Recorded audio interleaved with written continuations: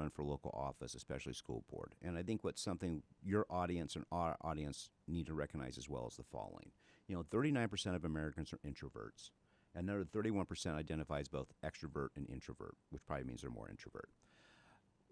Just showing up at your school board meetings can have a tremendous result. Same thing for city council. They just simply get stacked with public employee unions, and they just ramrod everything down. And you see all these clips. So one thing social media has done is show clips of parents showing up at meetings and how it has changed things.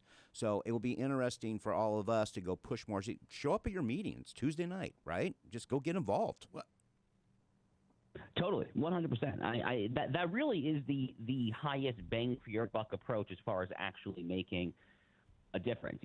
Earlier in our conversation, we were talking about my book, Israel and Civilization. There, and one of the things that I do in the book, and I promise I will take it back to education. But one of the things that I do in the book here is I talk about how so many of the every day-to-day moral and ethical norms, and really just the ways that we think about our legal system and our politics, really does stem from the Bible, from the Judeo-Christian tradition there. And one of the things that I cite is I cite the book of Jeremiah, actually, from the Hebrew Bible, from the Old Testament, which talks about the imperative to seek the welfare of your city, because there you will find your welfare.